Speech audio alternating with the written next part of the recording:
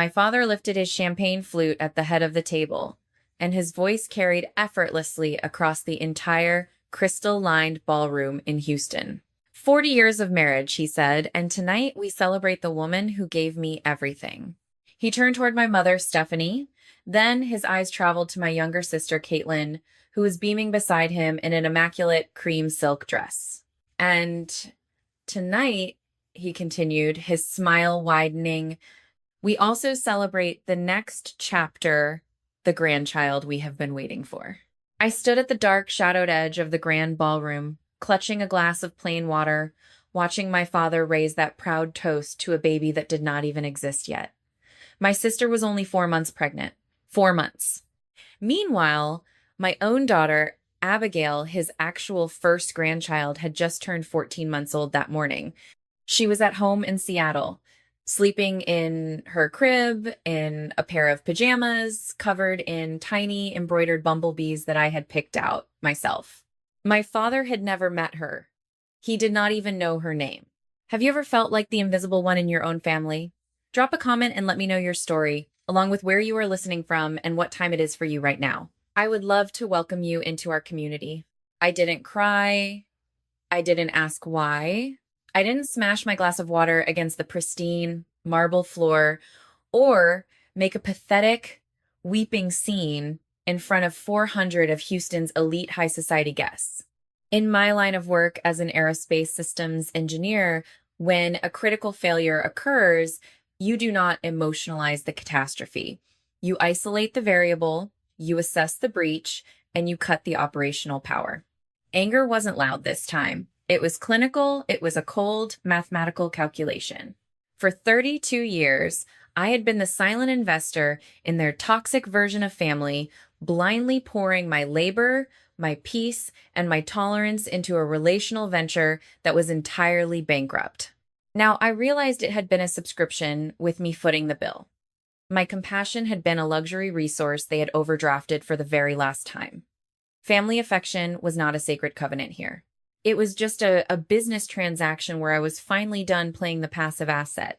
I turned my back on the glittering ballroom, ignoring the suffocating cloud of my mother's expensive perfume hanging in the air.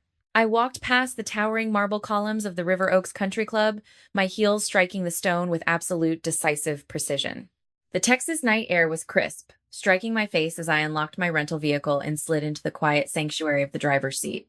It was exactly 11:51 p.m. when my father finished erasing my daughter from our lineage.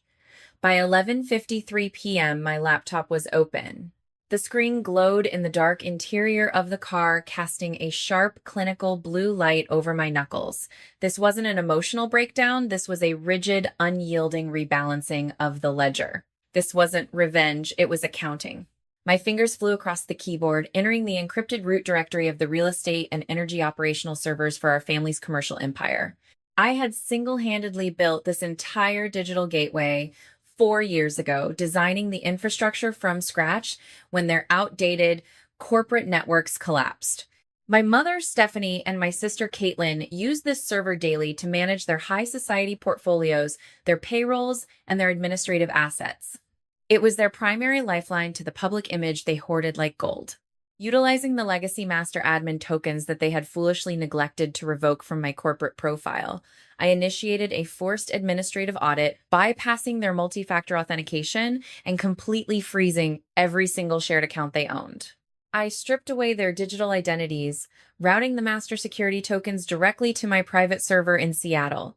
At exactly 12:03 a.m., just 12 minutes after the conflict, the final execution code compiled. The dynamic shifted completely. Their master credentials were dead, their operational access was frozen, and their databases were encrypted. They weren't shocked by the cruelty of what they had done to me.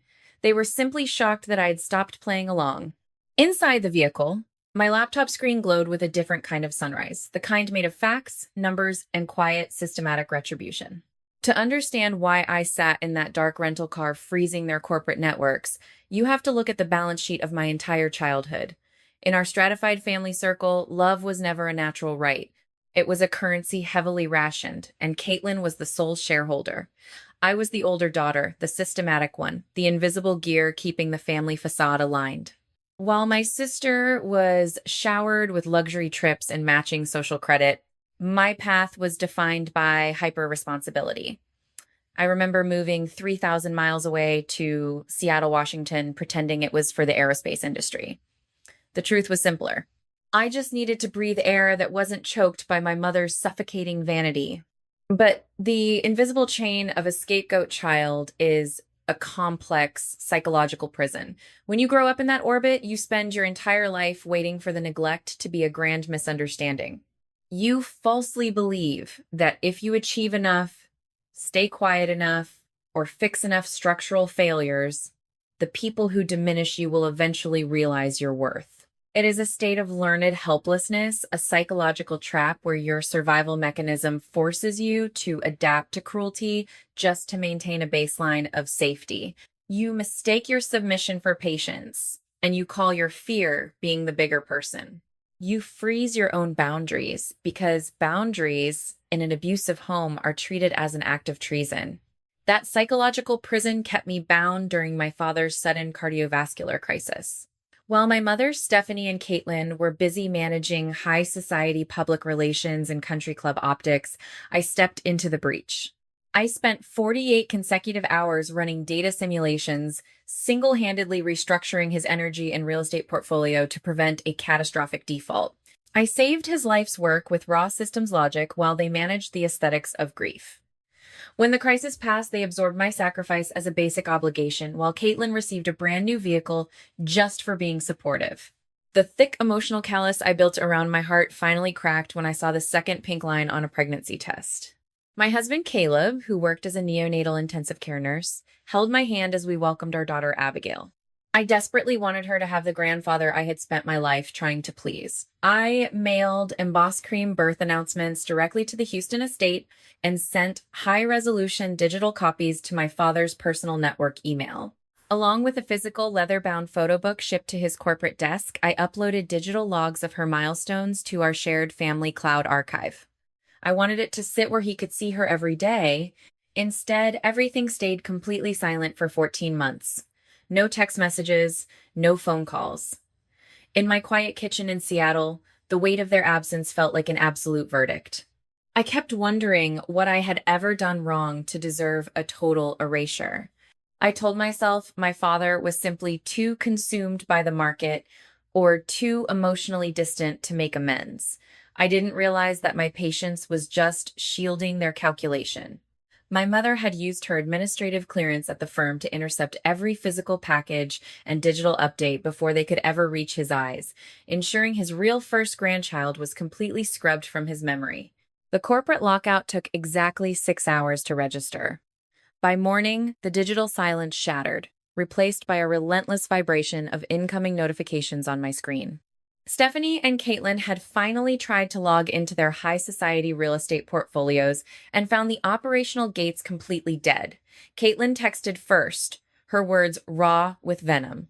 She called me a psycho, an unstable maniac throwing a childish tantrum over a minor communication gap. Then came my mother's text.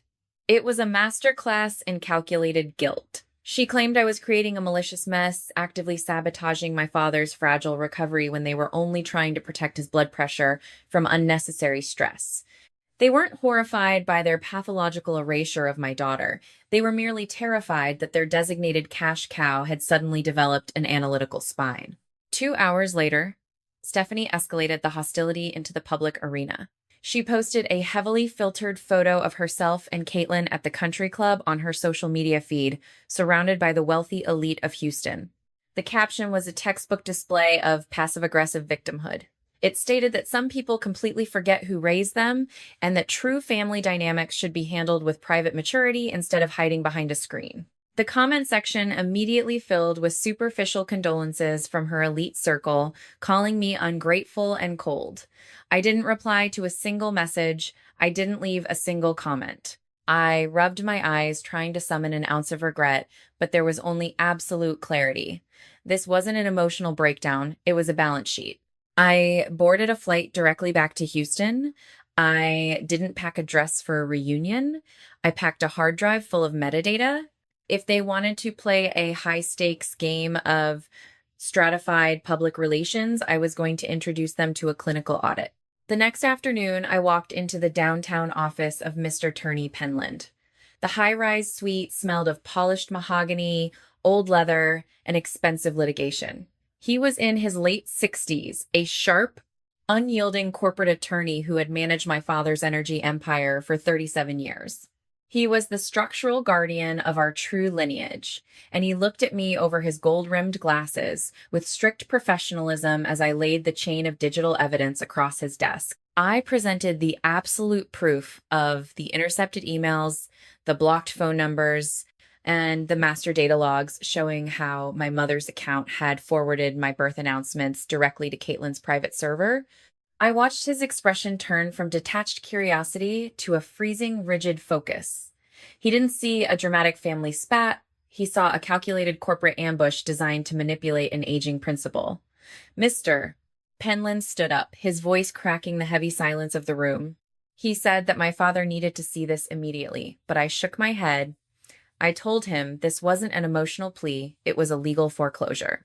He nodded slowly, invoking his authority as the chief corporate trustee of our family estate, and immediately issued a formal freeze alongside a notice of fiduciary misconduct, giving my mother and sister 30 days to comply with a forensic audit.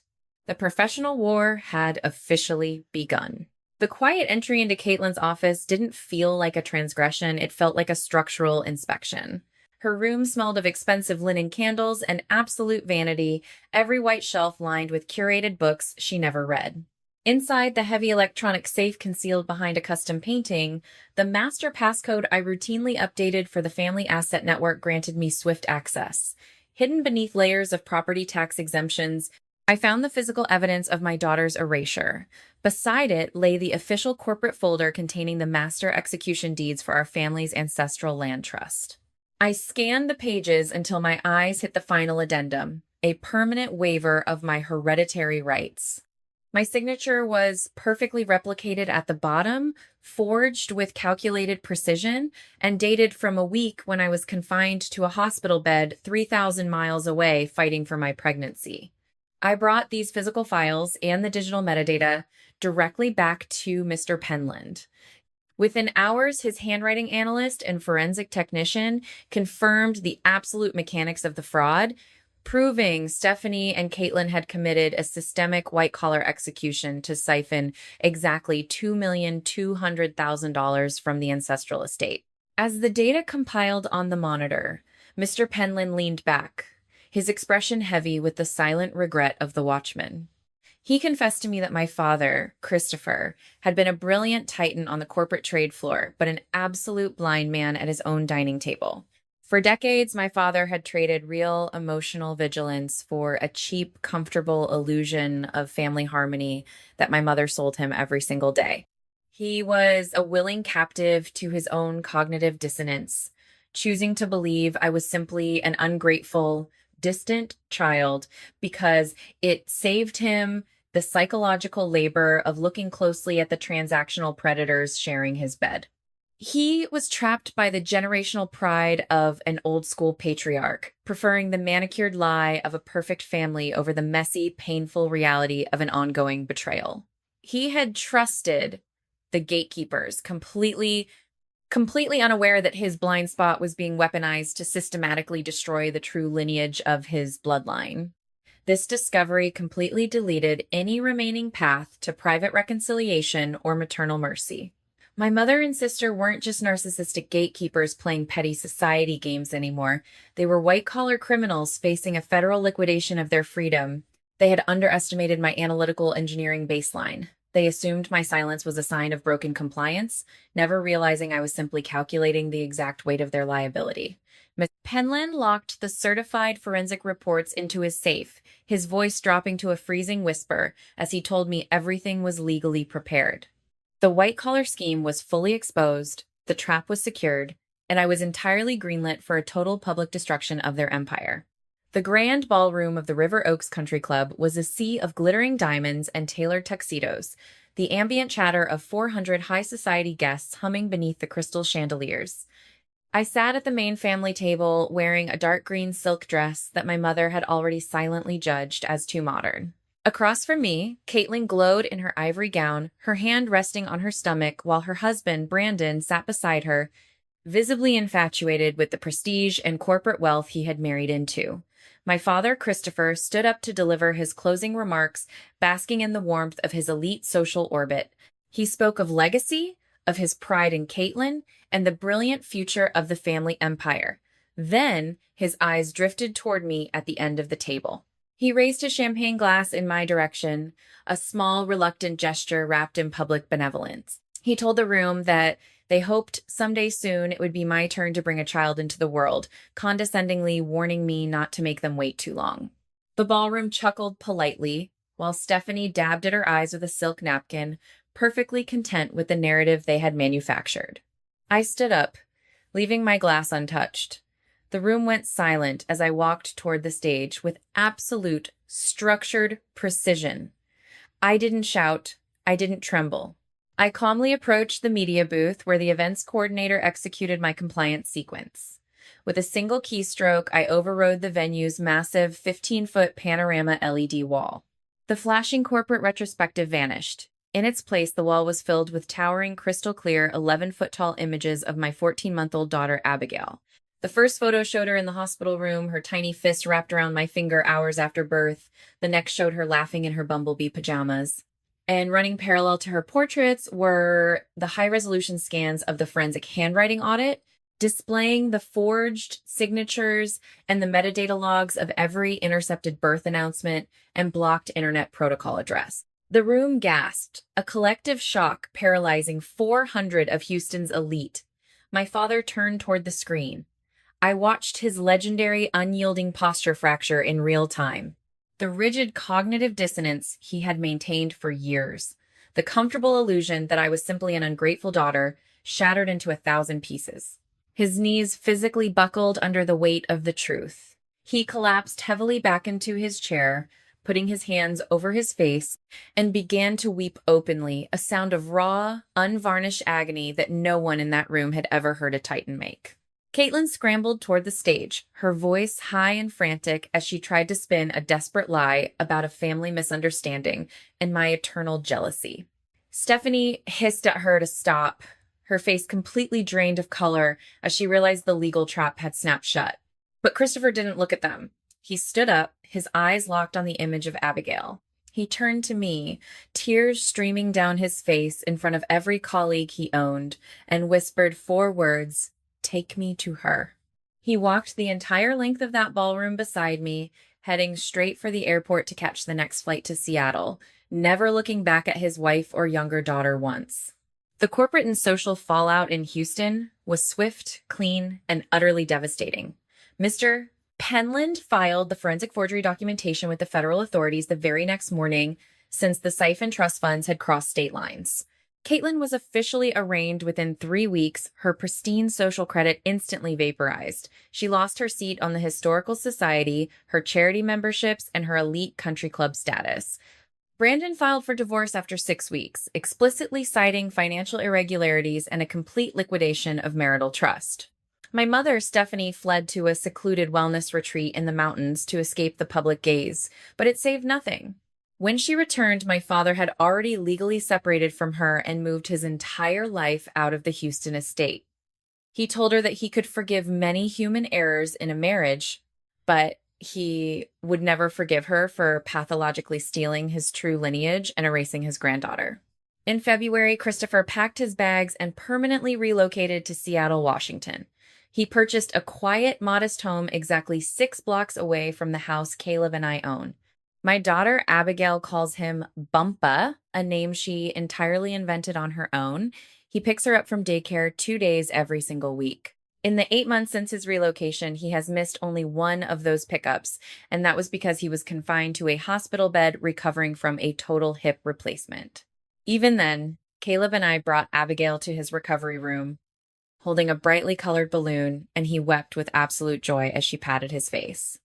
With the recovered $2,200,000 from the Ancestral Land Trust, which my father immediately reallocated to my name as rightful restitution, I didn't engage in petty luxury or hollow displays of high society wealth. Instead, I established the Abigail Engineering Foundation, a permanent organization dedicated to providing scholarships, legal protection, and structural career paths for women escaping domestic or systemic family control. This wasn't a defensive maneuver. It was an act of architectural creation. This is what I call the true justice of the builder. When you redirect the resources stolen by your abusers to sow seeds of absolute empowerment for others, you don't just defeat the villains, you render their geographic and social malice completely small, meaningless, and obsolete before the future you are busy constructing. Their cruelty became a forgotten footnote in a much grander blueprint. Looking back at that panoramic projection at the country club gala, I have come to realize a profound, hard-earned truth about toxic family dynamics. I spent 14 months dressing up cowardice as patience, calling it being the bigger person, while my daughter was actively being erased from her grandfather's life.